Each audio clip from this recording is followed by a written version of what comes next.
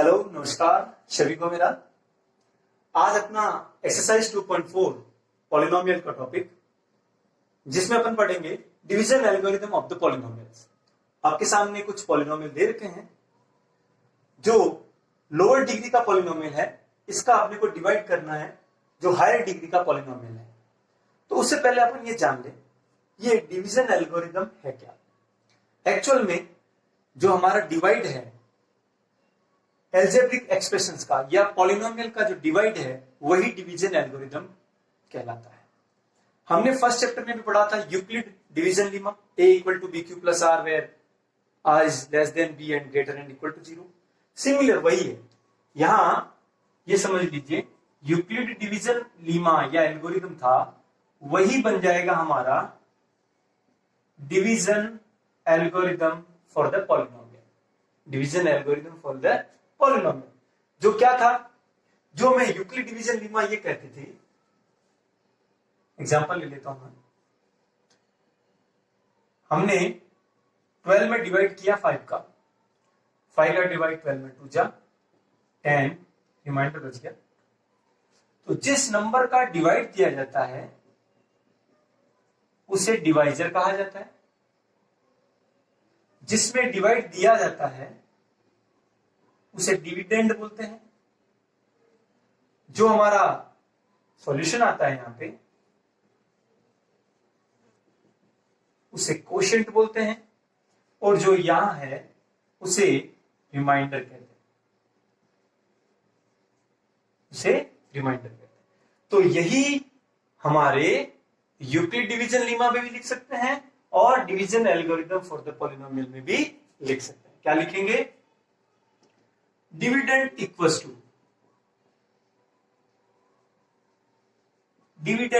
To divisor into quotient plus remainder. यही अपना division algorithm है, यही हमारी यूक्लिड डिवीजन लीमा है, जिसको अपन शॉर्टकट में a equals to B Q plus R बोलते थे, वही यहां है। अब क्या होता है, जब ये अपन डिवीजन एल्गोरिथम अप्लाई करते हैं किसी भी पॉलिनोमियल में डिवाइड करते हैं, तो अगर हमारा यहां पे रिमाइंडर 0 आता है तो हम क्या बोलते हैं, अगर किसी भी पॉलिनोमियल का दूसरे पॉलिनोमियल में हमने डिवाइड किया, क्वेश्चन चाहे कुछ भी आया, अगर यहां रिमाइंडर 0 आया, इट मींस ये जो डिवाइजर है, ये जो पॉलिनोमियल है, इस पॉलिनोमियल का एक फैक्टर होगा। अगर एग्जैक्ट डिवाइड जाता है तो रिमाइंडर 0 आ जाएगा, और एग्जैक्ट डिवाइड गया इसका मतलब ये इसका एक फैक्टर होगा। तो हमारा जो सेकंड क्वेश्चन है इसका, उसमें ये भी दिए हुए बहुत सारे एग्जांपल दे रखे हैं। एक पॉलिनोमियल का हम दूसरे पॉलिनोमियल में डिवाइड करेंगे और बताएंगे कि वो उसका फैक्टर है या नहीं है। तो किसी का फैक्टर होना और नहीं होना किस पे डिपेंड करता है, उसको डिवाइड करने के बाद उसके रिमाइंडर पर। If the remainder is 0 then you can say the divisor is the factor of this dividend. If it is not equal to 0, you can say this is not an exact factor of this dividend. चलिए देखते हैं, आगे हमारे question solve करेंगे तो और clear हो जाएगा। हमारा फर्स्ट क्वेश्चन कहता है कि इस gx का px पॉलिनोमियल में डिवाइड कीजिए और कोशेंट और रिमाइंडर निकालिए। Let's start the question number first. px x cube minus 3x square 5x minus 3 और डिवाइड करना है आपका x स्क्वायर माइनस 2 से। ओके, सबसे पहले आप ये देखिए, यहां आपकी x की मैक्सिमम पावर कितनी है? 3। अगर कहीं पे चाहे वो आप डिवाइजर हो चाहे वो डिविडेंड हो, अगर इनकी जो पावर्स हैं वो डिक्रीजिंग ऑर्डर में नहीं हो, जैसे यहाँ x की पावर 3 है, उसके बाद 2 है, फिर 1 है, फिर 0 है, अगर ना हो तो आप सबसे पहले उसको एडजस्ट करें। हमारा सेकंड क्वेश्चन देखेंगे आप, तो उसमें देखेंगे जब हम gx यानी कि डिवाइजर का डिवाइड करेंगे तो x स्क्वायर के बाद कांस्टेंट दे रखा है, तो हमें उसको थोड़ा सा चेंज करना होगा। इस क्वेश्चन में आपको चेंज करने की जरूरत नहीं है। तो यहां हमें x की पावर 3 लाना है, तो यहां शॉर्ट में लिखें x क्यूब में हम डिवाइड करेंगे x स्क्वायर का, x की पावर 3 है, यहां से 2 कैंसिल हो जाएगी तो क्या बच जाएगा x की पावर 1, या यूं भी कह सकता हूं इन दोनों के बेस इक्वल है, बीच में डिवाइड का साइन है, तो पावर क्या हो जाएगी, कैंसिल हो जाएगी, तो 3 में से 2 कैंसिल होगा तो भी x की पावर 1 बचेगी। तो मैं कह सकता हूं इसका डिवाइड पहले कितनी बार जाएगा, x बार। अब इस x को क्या कीजिए, एक्स स्क्वायर से मल्टीप्लाई किया तब तो एक्स क्यूब आया ही था अपना, एक्स स्क्वायर इंटू एक्स, ये तो हमें फैक्टर लाना ही है, फैक्टर लाना ही है। उसके बाद इस -2 का भी x से मल्टीप्लाई करेंगे, यानी यहां जो क्वेश्चन रखते हैं यहां दोनों से मल्टीप्लाई करेंगे, यहां अगर 3 टर्म हुई तो तीनों से मल्टीप्लाई करेंगे, तो -2 इंटू एक्स -2x। अब थोड़ा ध्यान देना है कि ये -2x क्या मैंने सही जगह रखा, नहीं रखा, क्योंकि ऊपर आप देखिए x की पावर 2 है, स्क्वायर है, तो इसके नीचे सब्ट्रैक्शन या एडिशन के लिए सेम पावर का होना इक्वल होना जरूरी है, लाइक टर्म्स का होना जरूरी है। तो ये जो -2x आएगा, -2 इंटू एक्स, तो जहां x की टर्म है उसके नीचे लिखेंगे। यहां तक कोई क्लियर दिक्कत नहीं। उसके बाद हम सब्ट्रैक्ट करेंगे, तो सब्ट्रैक्ट करेंगे तो साइन हो जाएंगे चेंज, माइनस का प्लस हो जाएगा, प्लस का minus, plus x square and minus x square ये कैंसिल आउट हो जाएंगे। यहां से आप बताओ ये क्या आएगा, ऊपर से -3x स्क्वायर। उसके बाद यहां देखेंगे ये भी x ये भी x, दोनों लाइक टर्म्स है तो उनको मैं एडिशन और सब्ट्रैक्शन कर सकते हैं। प्लस का 5 प्लस का 2 दोनों ही प्लस में है, +5 +2 तो प्लस के आपके कितना हो जाएगा 7x और -3 as it is carry. Same अब इसी प्रोसेस को अपने को रिपीट करना है हमारा। अब आप देखेंगे माइनस का 3x स्क्वायर मुझे लाना है, और आप डिवाइड किसका डिवाइड कर रहे हैं, x स्क्वायर का।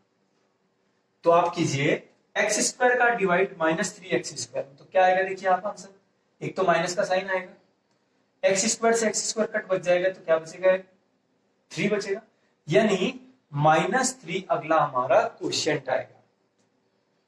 फिर मैंने क्या बताया, इस -3 को दोनों से मल्टीप्लाई करना, तो -3 into x square -3x square, -3 into -2 minus minus plus, 3 2 जा 6, तो प्लस का 6 मैं कांस्टेंट के नीचे लिखूंगा, यहां नहीं लिखूंगा वरना ये एडिशन और सब्ट्रैक्शन नहीं होंगे।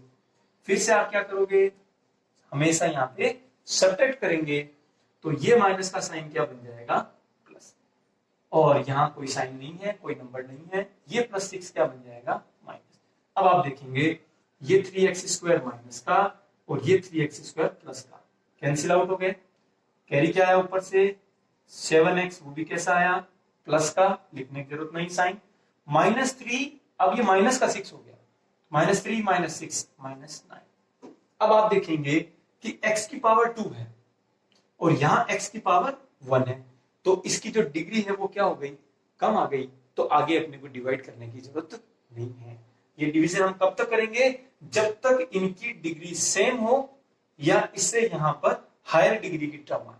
जैसे ही इससे कम डिग्री की टर्म आ गई तब आप कहोगे ये इसका रिमाइंडर हो जाएगा और ये हमारा क्वोशिएंट इक्वल्स टू x -3